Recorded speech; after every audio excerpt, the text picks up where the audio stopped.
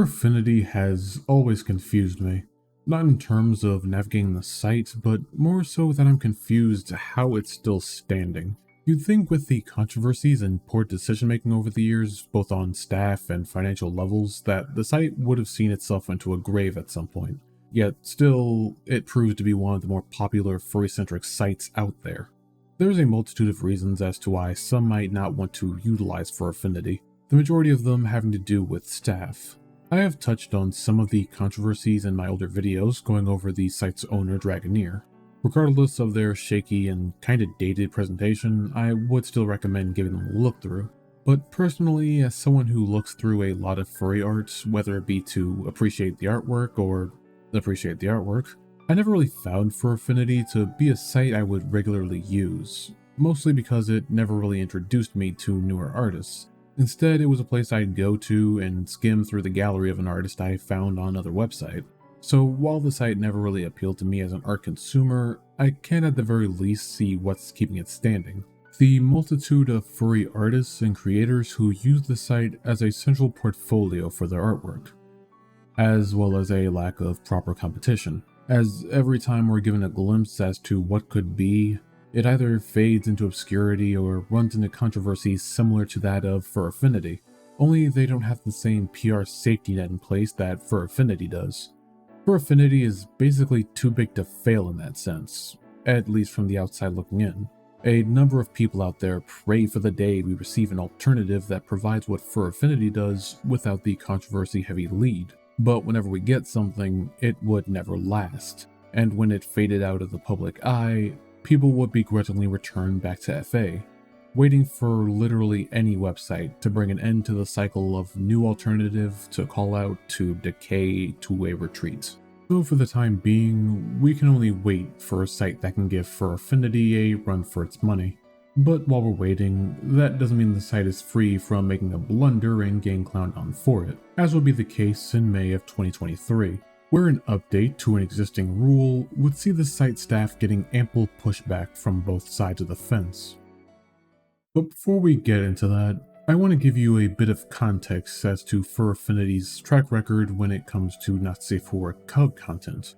For the unaware, cub is a term expectedly referring to young furry characters. Though it could be used for any furry character under the age of 18, it's primarily used for the younger end of that spectrum, like kindergartner, primary schooler range. So given that knowledge, I'm sure you can understand the disgust the majority of the fandom has for cub porn and those who defend it, as it's generally considered to be the lolly of the furry fandom.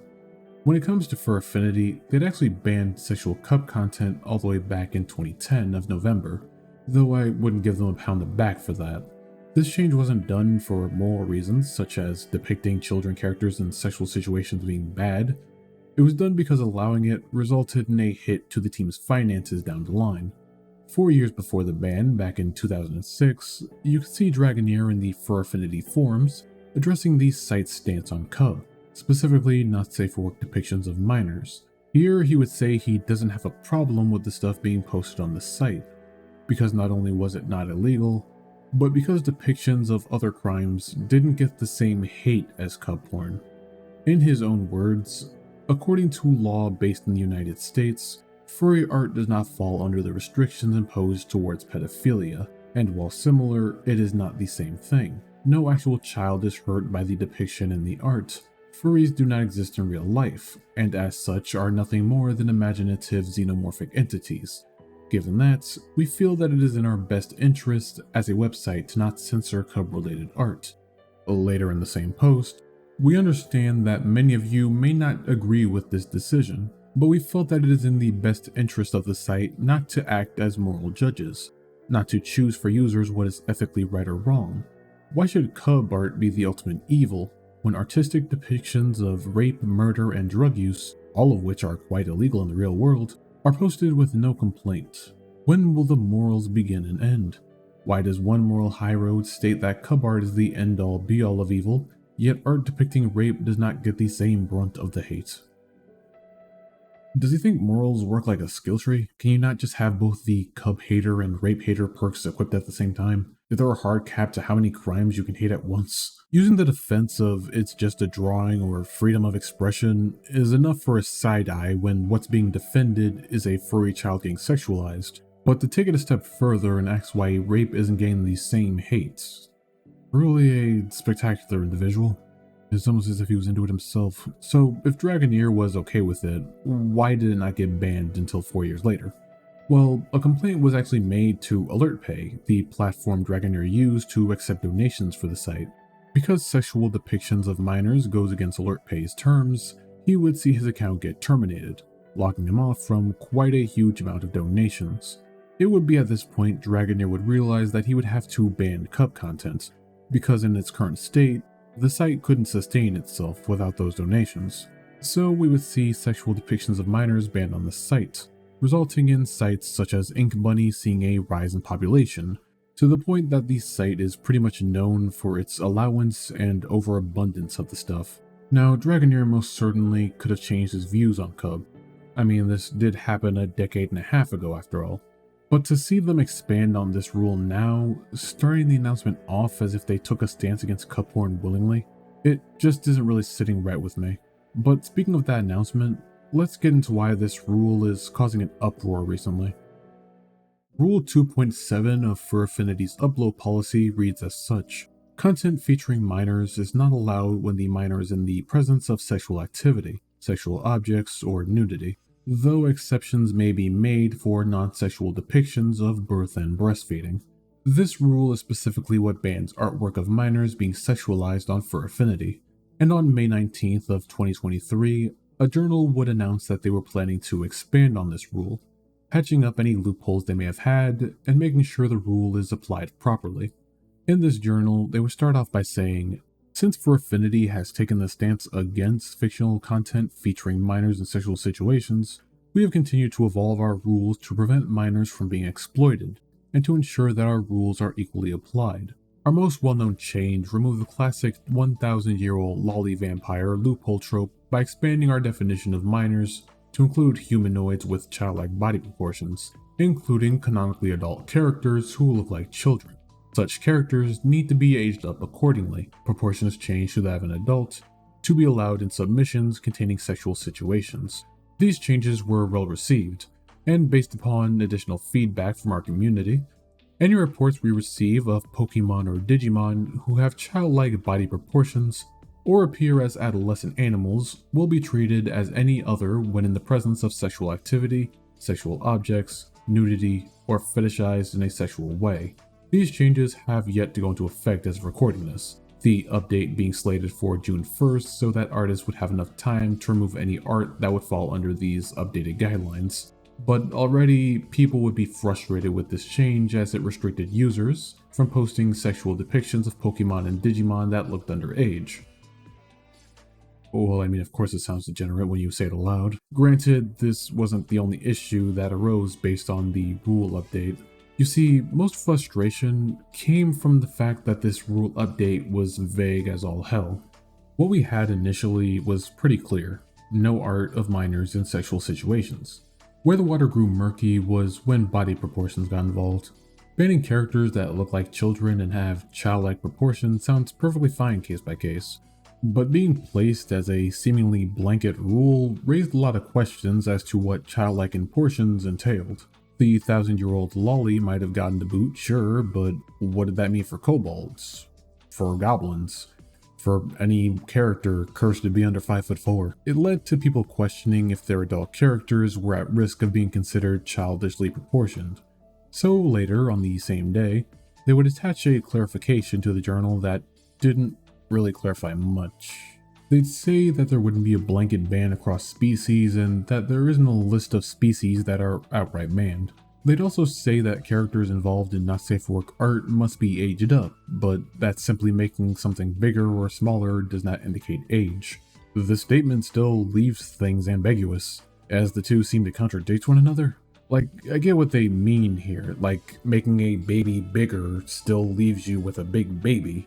But that doesn't really clarify for species where adults have smaller proportions, such as kobolds or goblins. But at the end, they would simply state, Again, small or otherwise cute adults, Pokemon, Digimon or not, will not be removed unless they proportionally or anatomically represent a child. This alone does sort of clarify what they mean, but that wouldn't fly for a number of artists who draw not safe for work artwork of Pokemon with canonical proportions. As some of these artists don't draw Pokemon evolving as they age, it leaves them with Pikachu or Riolu characters that they list as adults, but with childlike proportions. Personally, I don't really vibe with that side of things myself, as there are more sensible options if you wanted to bang a Pokemon for whatever reason. Personally, this did kind of come off as the 1,000-year-old loli argument, but that was mostly due to how many people were using the old Trico as a counterpoint, which kind of left me with two questions. One, why would you want to bang this? And two, how would a guideline this vague be enforced? Because even Dragoneer, as the site's owner, has artwork that would break this rule, something that would be called to notice before getting deleted shortly after. Luckily, we would receive a much more lengthy explanation to the rule update in the upcoming days. May 22nd would see a journal issuing even more clarifications to explain what this expanded rule would entail. Starting with the TLDR section, it would go on to raise even more questions. It would say the rule isn't new and hasn't changed, this does not affect safe for work content, enforcement is being expanded to include Pokemon and Digimon, short characters are not being impacted, and minors involved in safe for work or non-sexualized interests, such as vor and transformation, are allowed. Because there's nothing sexual about vor when it comes to furries, I guess. Now, I did end up tweeting about this, and it was brought to my attention that there can be some portrayals of non-sexual vor, such as the Party Bear episode of Adventure Time, as well as pretty much any episode of Flapjack where Bubby is involved. But I don't know, when it comes to furry artwork, it feels like something that's not inherently sexual, but the sexual form is so common that you find that hard to believe. This only gets worse when you read the new rule in its entirety, the bottom saying that minors younger than 13 may not be depicted as pregnant. What about 14 to 17? It seems that with every clarification that came, another issue would arise that had to be fixed later. I mean, sure, short characters were safe and short stacks got to live another day, but so did pregnant 14-year-olds getting vored in a non-sexual way. And despite there not being a list, they would include examples of a few canonical Pokemon and Digimon as examples of childlike proportions, such as listing most of the baby Pokemon as well as a few rookie-level Digimon. So while these were sensible examples of what Pokemon or Digimon fit under the childlike proportions category, those who drew adult characters in those proportions weren't exactly fond of that. But even with that made clear, there was still the 14-year-old pregnant elephant in the room. This would then warrant another update post being made 2 days later on May 24th. As of recording, this is the final update made on the policy, where they tackle the statement most seem to have an issue with. Minors younger than 13 may not be depicted as pregnant. The reason we originally implemented this clause on April 16th of 2020 was to allow representation for those persons to illustrate or tell their stories, as this may be important backgrounds of themselves, loved ones, or even contextual story elements, like the movie Juno, but never as something to be fetishized. So the reason they allowed this was because some members may portray teen pregnancy as a topic in their artwork. With this explanation, it does at least make some kind of sense, given the artist tackled the material sensibly and not for the sake of fetishizing pregnant minors, but they would update this part, changing it to minors may not be depicted as pregnant. So now the full policy would read in a more sensible light. Content featuring minors is not allowed when the minor is in the presence of sexual activity, sexual objects, or nudity, though exceptions may be made for non-sexual depictions of birth and breastfeeding. Minors may not have detailed bulges or outlines of normal or hypergenitalia, clothed or otherwise. Minors may not be fetishized. Minors may not be depicted as pregnant. Minors are defined as real or fictional humanoids with a childlike body, or younger than 18 years old, and any adolescent animals or fantasy creatures. All in all, it sounds like a pretty sound policy. A policy that will be going into effect on June 7th rather than the initial June 1st. Although there is still the question of how they plan to even enforce this rule. I can already imagine the field day for Affinity staff is going to have once this rule goes into effect. Although, even before it's been put into effect, there was still some good to come from it. That being the bans of both Zosh and Kabir. While it doesn't mean much in the long run, as Zosh hadn't used the site for years up to this point, any inconvenience made toward these two is enough to satisfy my inner hater. At least just a little. But yeah, that's basically the rule update that would somehow frustrate both sides for Affinity's user base. Those who wanted to bang their feral, totally adult EVs, and those who found issue with minors being involved in sexual portrayals. I don't know how they managed to anger both sides of this argument, but they found a way, damn it. Now all there is to do is wait until the update goes into effect and see how many more of Dragoneer's old tweets will age horribly as a result. But you have to wonder if there was another solution that would have pleased more people than it angered. Maybe a way for users of the site to avoid content they don't want to see. I mean, sure, we have the block feature, which I actually had to double check to make sure it actually existed, but maybe we need something more than that.